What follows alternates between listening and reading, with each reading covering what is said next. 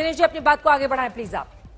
देखिए एक और शगुफा आपके सामने आ गया चित्रा जी। बिल्कुल के अपने देश के जो सर्वा इनके सेना के हैं उनको बर्खास्त करने की बातें भी शुरू हो गई। उलझुल बातें कर रहे हैं इमरान खान। ये जो डिप्लोमेटिक केबल है ये बहुत आमूमन आम है और इसके अंदर ऐसी भाषा आम होती है। और एक अगर आ भी गया है एमबीए के अंदर या फिर इनके शाह महमूद कुरैशी के पास, तो उसको उन्होंने एक समझदारी के साथ एक डिप्लोमेसी के साथ डील करना होता है, ना कि उसका राजनीतिकरण करना होता है। इन्होंने चित्रा जी उसका राजनीतिकरण कर दिया। और अब ये इस प्रोग्राम में कैसे उस चिट्ठी को यानी उस डिप्लोमेटिक केबल को, अब देखिए इनकी सोच, ये चाह रहे हैं कि 12 बजे से पहले पहले वो चीफ जस्टिस के पास पहुंचाई जाए, वो चेयरमैन जो सीनेट है उनको दिखाई जाए और शायद उससे इनको कुछ रियायत हो जाएगी। इनको यह समझ में नहीं आ रहा कि 3 तारीख इनके जो आर्टिकल 95 पाकिस्तान के आइन के 90 कमीशन सॉरी इनके जो कॉन्स्टिट्यूशन के आर्टिकल 95 के तहत ये बोला गया था आइन के तहत कि भाई आपको 9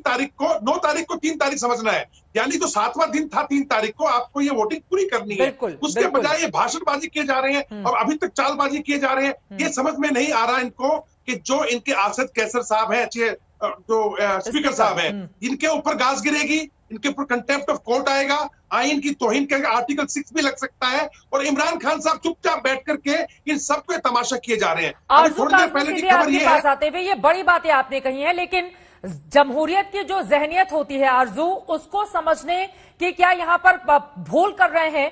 क्योंकि अगर आप इस तरह से पाकिस्तान की संसद का, पाकिस्तान का तमाशा बनाकर अपने आप को बाहर निकालने की कोशिश करोगे तो जो दांव आपकी ओर से खेलने की कोशिश लगातार की जा रही है वो फेल भी हो सकती है।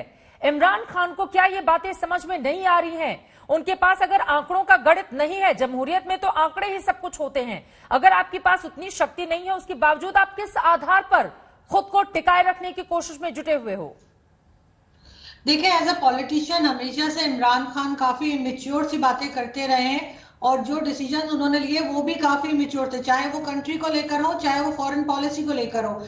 लेकिन इस वक्त जो है वो अच्छी बात यह है कि सब लोग मिलकर काम कर रहे हैं, चाहे वो अपोजिशन के लोग हो चाहे एस्टैब्लिशमेंट के लोग हो, इसलिए कि सबसे पहले तो मुल्क को बचाना है, सबसे पहले कंट्री के लिए कुछ करना है। तो मेरा ख्याल है कि आज ये जो भी मसला बना हुआ है, जो भी प्रॉब्लम है, इसको सॉल्व कर लिया जाएगा और वोटिंग भी हो जाएगी, जो कि लग यही रहा है कि आज वोटिंग होनी है। उसके बाद इमरान खान के पास कोई चॉइस नहीं होगी सिवाय इसके कि वो वापस बनी गाला जाएं और उसके बाद जब कभी उनको लगे कि जी मैं दोबारा इलेक्शन में आ सकता हूं तब वो आए। अभी जो कुछ गड़बड़ मच चुकी है बहरहाल उसको समेटा तो जाएगा और इस्टेब्लिशमेंट और फौज जैसे हम कहते हैं वो भी मेरा ख्याल है कि इसको मजीद आगे नहीं बढ़ने देगी। और मार्शल लॉ की बार बार बात हो रही है, बल्कि हमारे कोर्ट में भी किसी ने शायद पिटीशन दाखिल की है कि जी आप मार्शल लॉ का डर है। तो मेरे ख्याल है मार्शल लॉ ऐसा नहीं आएगा, क्योंकि पहले हम कई बार भुगत चुके हैं, आर्मी को भी पता है कि नाम ही खराब होता है, तो शायद उस तरफ ना जाए, उससे पहले ही रोक लिया जाएगा।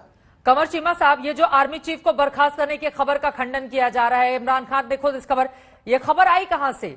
ये खबर आई कहां से? ये भी अपने आप में बड़ा सवाल है। पीटीआई के नेता इस वक्त हमारे साथ जुड़ चुके हैं, आरिफ अब्बासी साहब। सबसे पहले उनका रुख करते हुए आरिफ अब्बासी साहब, सीधा सा सवाल है, इमरान खान क्या वोटिंग के लिए सदन में तैयार हैं? नेशनल असेंबली में क्या वोटिंग की जाएगी? आपकी पार्टी क्या सोच रही है इस वक्त? बिल्कुल, हम जो कॉन्स्टिट्यूशनली जो चीज पॉसिबल है वो जरूर करेंगे। सुप्रीम कोर्ट का एक फैसला है, हम सुप्रीम कोर्ट का एहतराम करते हैं, सुप्रीम कोर्ट के फैसलों का एहतराम करते हैं, लेकिन इसमें कुछ हमारे तहफ़्ज़ात ये हैं कि सुप्रीम इदारा जो कॉन्स्टिट्यूशनल है वो पार्लियामेंट है।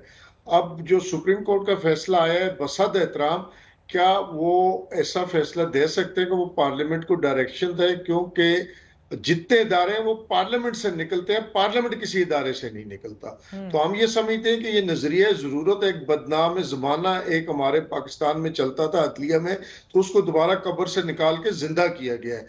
तो हम ये समझते हैं कि ये फैसला, अगरचे हम इस फैसले को मान रहे हैं, सुप्रीम कोर्ट की सुप्रीमेसी मान रहे हैं, लेकिन कॉन्स्टिट्यूशनली हम समझते हैं कि इसमें बहुत सारे तहफ़्ज़ात हैं कि क्या कॉन्स्टिट्यूशन में कोई इदारा रियासत का पार्लियामेंट को ऑर्डर कर सकता है कि आपका फंक्शन ये होगा, आप इतने बजे इजलास बुलाएं।